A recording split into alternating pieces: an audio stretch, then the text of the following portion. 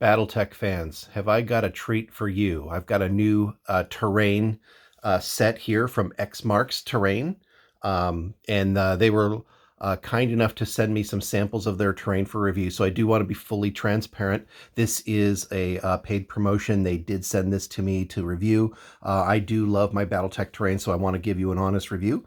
And they sent this to me for a review, so I want to make sure that that's up front and clear. But boy, I think I've got a real treat for you because this stuff is, I can't lie, this stuff is awesome. So I've done several terrain reviews, and you're probably going to wonder, why pick one terrain over the other. Or maybe I'll pick that up there at the end. But really, I want to focus on Xmarx here. They sent me some terrain to review, like I said, and I want to show it to you.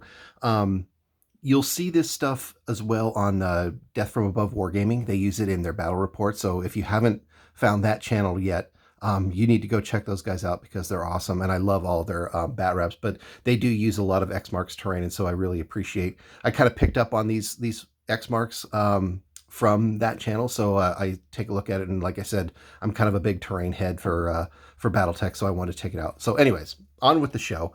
This is some samples of their stuff that I got, and I want to review it. I have to be honest, I haven't researched the materials yet, but it feels like it's resin.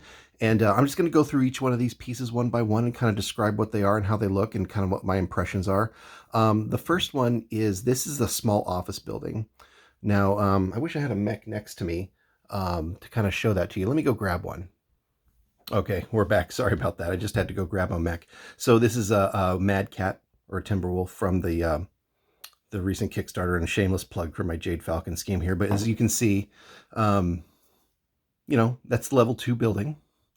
The thing that I'm noticing with this building is that it's pretty solid. It feels like a resin cast, but I'm not 100% sure. It feels that way. It is incredibly smooth. It's incredibly detailed. Let's see if we can kind of get up close here. Really great piece of terrain.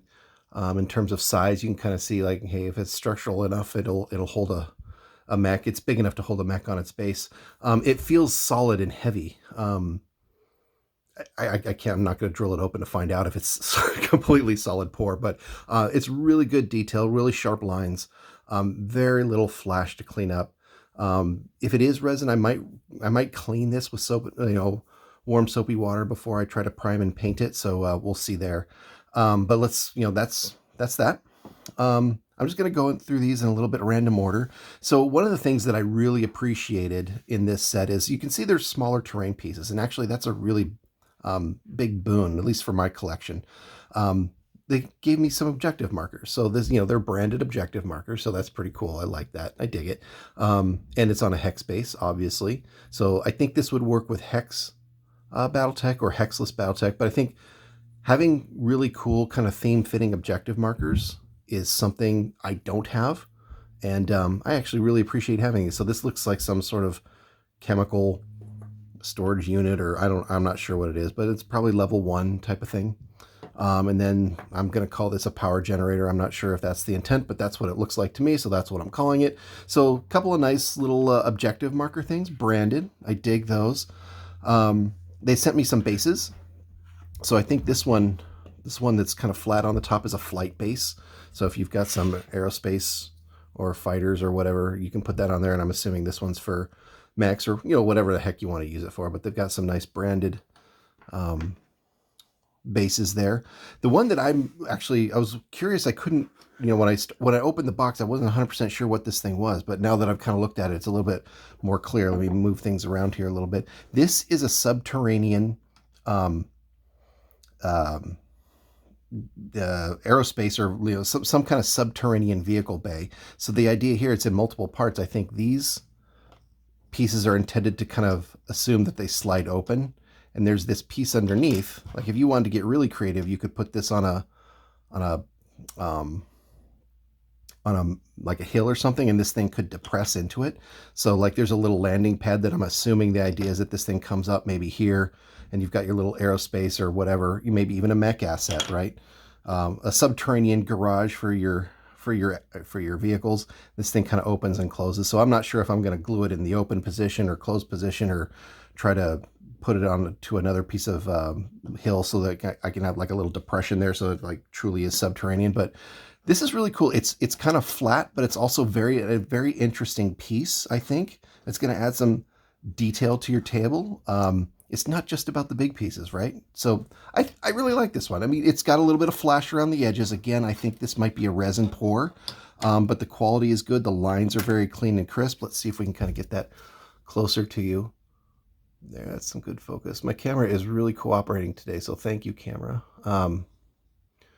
Some really good clean lines there. So the doors there, they're just completely flat on the bottom. I don't know if that's a bubble or a magnet or what, but I'm not going to see it anyways. Doesn't matter. So nice clean lines there. And then I'm assuming this is the landing pad or the elevator pad or whatever you call it, right? So good clean lines there. You can see there's lots of little details.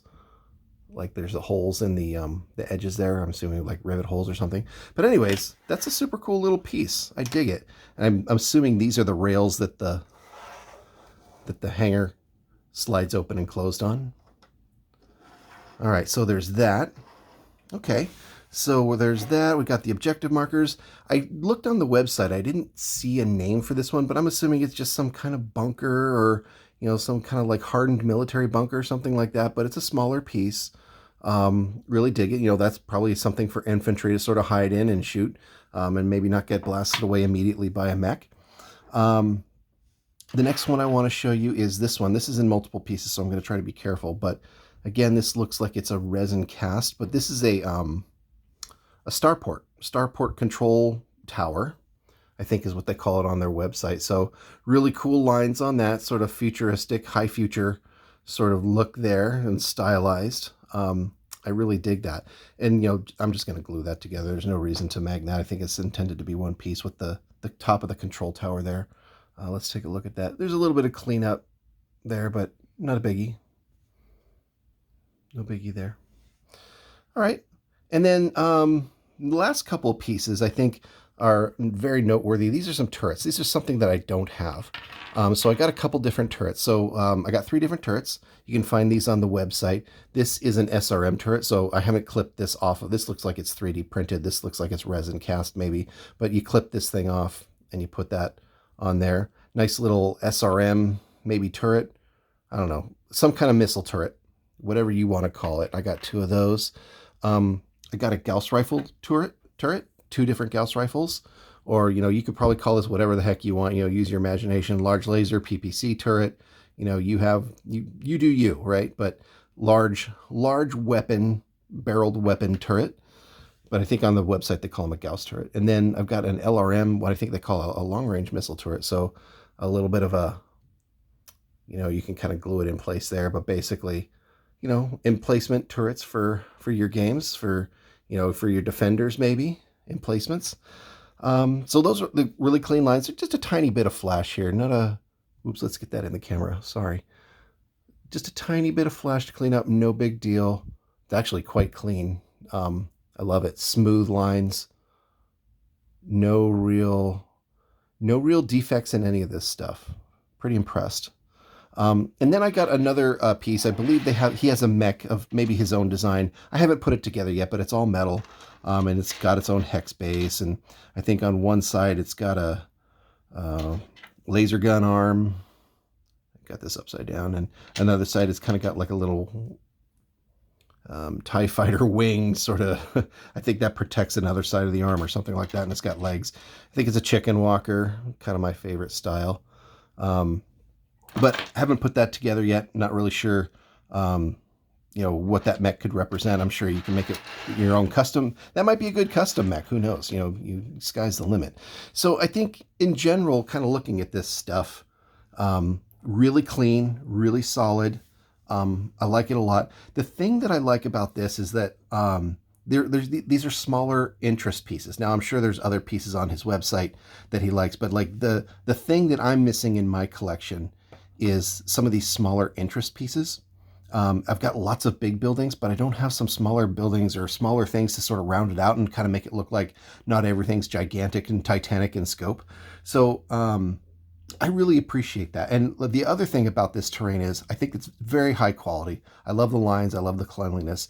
This terrain is incredibly affordable. So if you haven't checked out the website. Go take a look at it. It's in US dollars for me, so that makes sense for me, but I'm sure it translates to other currencies if you're somewhere else in the world. But it was incredibly cost effective, or incredibly affordable for these smaller pieces, and that I really appreciate. I kind of like a lot of mixture of terrain. I think I've done another video on terrain before. Tells you like, hey, mix it up with some big terrain, some small terrain. I think you need to have all of it. So bottom line, big thumbs up on the Xmarx stuff. Like I said, you can see this on the Death From Above Wargaming channel. So I think in the future video, maybe I'll talk about kind of compare and contrast some of the major terrain carriers that I've reviewed here. But I would highly recommend going out and checking this guy's stuff out. This is beautiful stuff. The detail is gorgeous, very smooth, no holes, no pits, very clean. It's very aesthetically correct for what I would assume for Battletech. So I really encourage you to go check this out. I'm going to buy some more stuff based on this just to kind of fill out my terrain collection. So I hope you find this useful. And let me know what you think. If you've got some Xmarx terrain that you've got painted up, maybe point us to some links that you've posted and whatnot. I'll be getting this painted up and on my battle grid very soon. Thanks for watching.